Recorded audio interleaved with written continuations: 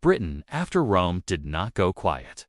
It got louder, with surf against wooden boats, new accents on western shores, and families trying to decide whether the people arriving from across the Irish Sea were raiders, trading partners, or the beginning of a new world. When Roman rule in Britain collapsed in the early 5th century, the western side of the island did not become isolated at all. It became exposed, fluid, and deeply connected to the sea. That matters because the Irish Sea was not a barrier in the Dark Ages. It was a road.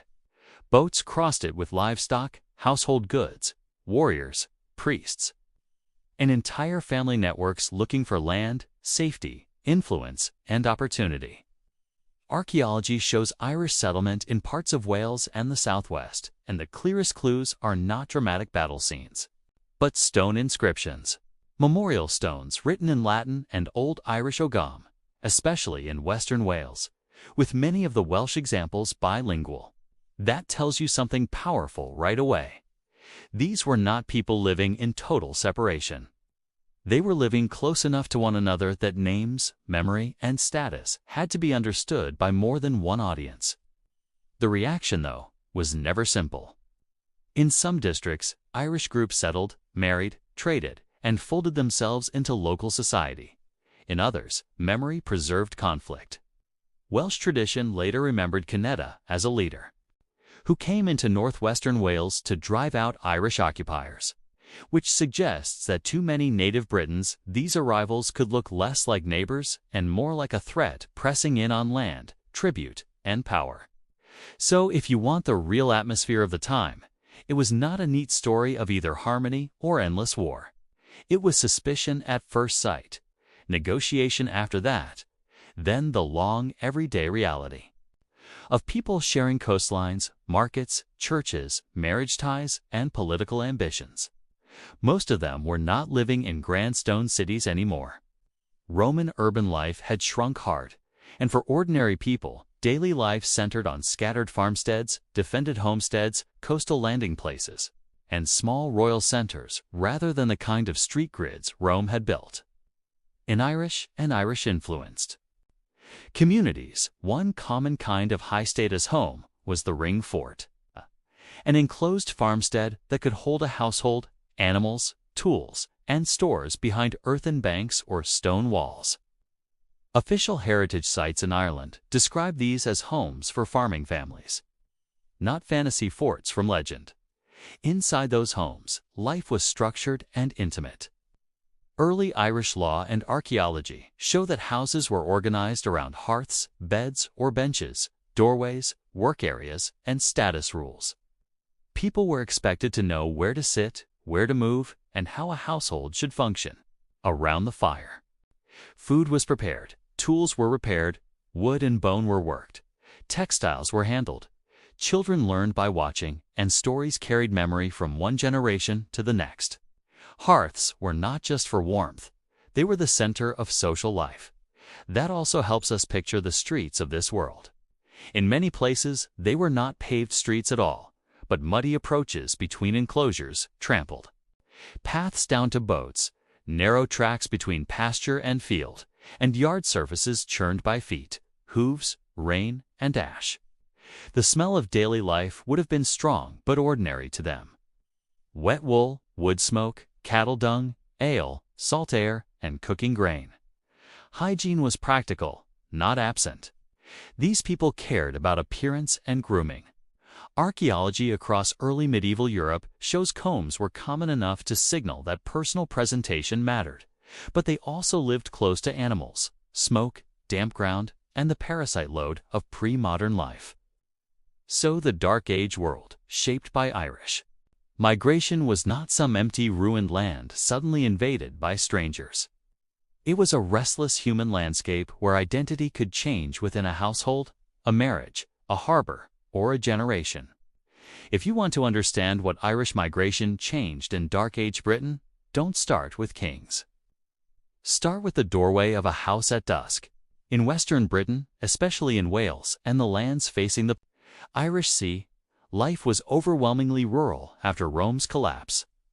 The old Roman urban rhythm had faded, and what replaced it was a landscape of small farmsteads, enclosures, church sites, landing places, and local power centers where everyone knew who belonged, who had just arrived, and who might become family next.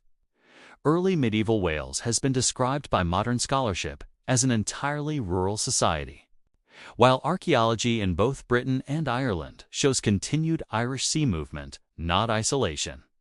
That means people were constantly meeting one another the old practical way, at shoreline landing points while exchanging animals and grain, in church communities, at burial grounds, and in the daily business of neighboring households.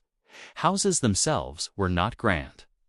In early medieval Ireland, many domestic buildings were small, round structures made with posts and wattle or stone walls, roofed with thatch, often built around a single room and centered on the hearth. Ring forts, despite the name, were usually not castles in the later sense, but enclosed farmsteads, often the homes of farmers and their families, with room nearby for animals, storage, and work. The house was where social rank, kinship, and routine were acted out every day. Who sat nearest the fire? Who served food? Who repaired tools? Who spun thread? Who slept closest to warmth? And daily life was labor from sunrise to dark.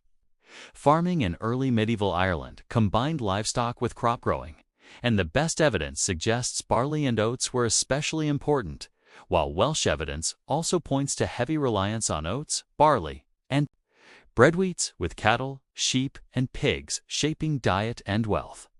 So a mixed community on the western coast would have smelled of damp earth, smoke, milk, hides, and animals.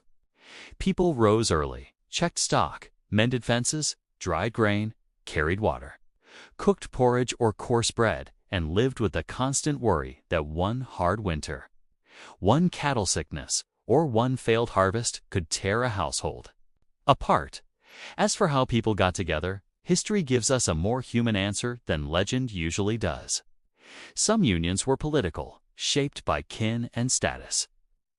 Legal scholarship on Ireland and Wales shows that families often arranged marriage alliances, though the laws and customs were not identical, and early Irish law recognized several kinds of unions. But not every shared life began as strategy. In communities where people worked the same land, prayed at the same sites, traded at the same shore, and buried their dead within sight of one another, ordinary attachment would have followed daily proximity. That is one reason the inscribed stones of Western Wales matter so much. They are not just monuments, they are evidence of communities speaking across identities. Wales and the borders preserve more than 150 early medieval inscribed memorial stones, and many of the Southwest examples use both Latin and Ogham, suggesting a mixed audience familiar with Brittonic Roman traditions and Irish language culture alike. That is not what a sealed frontier looks like. That is what coexistence looks like. Even hygiene tells us something about shared civilization. These were not modern sanitary conditions, of course. Houses trapped smoke, floors could be dirty, animals lived close, and parasites were a fact of life. But people absolutely cared about grooming and bodily odor. The British Museum notes that combs, tweezers, and razors appear regularly in early medieval burials, which tells us appearance and maintenance mattered. So no Dark Age people were not indifferent to cleanliness. They simply practiced it within a harsher environment, and the streets, if we can even call them that, were rarely Roman-style streets anymore. In much of the West, there were lanes between enclosures, trackways pressed hard by feet and animals, and muddy approaches to settlements rather than neat paved urban roads. The decline of many Roman towns in western Britain meant daily movement shifted onto a more local, rougher landscape. So, when Irish migrants transformed Britain, they did not do it by stepping into a polished world. They entered a patchwork world already being remade, and then they helped remake it further through farms, families, language, memory, and the hard reality of living side by side. What made these Irish migrations so important is that, after a while, stopped feeling like migration and started feeling like ordinary life. That is the real transformation. The people on the western side of Britain did not wake up one morning and decide they had entered a brand new civilization. Change came more quietly then. That, through names on memorial stones, through accents heard at the shoreline, through marriages that tied one kin group to another, through church communities, and through children who grew up in places where more than one identity could live under the same roof. In Wales especially, the archaeological record does not show Irish settlers building some clearly separate world beside the Britons. One major framework study notes there is no sign that Irish colonists lived in distinctive settlement types, which suggests that over time they were living in much the same kinds of wattle and timber houses and rural farmsteads as the people around them. That matters because it tells us the transformation of Britain was not only military or political, it was domestic. It happened in kitchens, by hearths, at burials, in fieldwork, and in the habits of shared survival. Meanwhile, memorial stones in Wales, some in Latin and some in both Latin and Irish Ogham, show exactly how mixed these communities became. Cadwall's own explanation of the Margam stones says that descendants of Irish immigrants added Ogham inscriptions in Old Irish, and the Royal Commission on the Ancient and Historical Monuments of Wales notes that these stones marked graves and sometimes carried both scripts. In other words, these were communities speaking to more than one audience at once, and that only happens when migrants are no longer passing through, they are part of the landscape. That mixed world also changed how people thought about belonging. Early medieval Wales remained overwhelmingly rural, and modern scholarship describes it as a society shaped by farming communities, local lordship, and strong ties between land, kin, and status. So if a family from Ireland settled there, acceptance was never just a matter of language or appearance. It came down to whether they could fit into the daily obligations of the place, who they married, who they worked beside, which church they attended, whose cattle grazed next to theirs, and whether they could be trusted in hard seasons. That is why reactions could be sharp at first and softer later. A newcomer might be seen as an outsider when land was contested, yet within a generation, that same family could be woven into local power or local memory. Christianity helped that process because it did not begin from zero in Britain after Rome. English heritage notes that the Christian faith persisted in British society after Roman rule ended, and Oxford scholarship on early medieval Wales emphasized the survival of Christianity and Latin literacy as major continuities in this period. So, when Irish migrants arrived, they were not entering a completely alien religious world. They were entering one where shared belief, burial practice, and church networks could create common ground, even when politics remained unstable. Churches and monasteries also touched ordinary life far beyond worship. National Museum Wales notes that churches and monasteries affected most areas of everyday life and acted as centers of learning and artistic endeavor. That means the deeper legacy of Irish movement across the sea was cultural as much as social. Ideas, devotion, literacy, and memory traveled with people, not just weapons and livestock. So when we ask how the Irish migrations transformed Dark Age Britain, the answer is not simply that newcomers arrived and locals reacted. The answer is that Western Britain became a place where identities overlapped and hardened at the same time. Some communities remembered Irish groups as occupiers. Others absorbed them so deeply that later generations could barely separate one ancestry from another. The streets remained rough, often little more than tracks through mud and grass. Houses stayed smoky, practical, crowded, and tied to the rhythm of animals and harvests. Hygiene remained basic by modern standards, yet grooming still mattered. And the widespread use of combs in the early medieval world reminds us that people cared about how they presented themselves, even in hard conditions.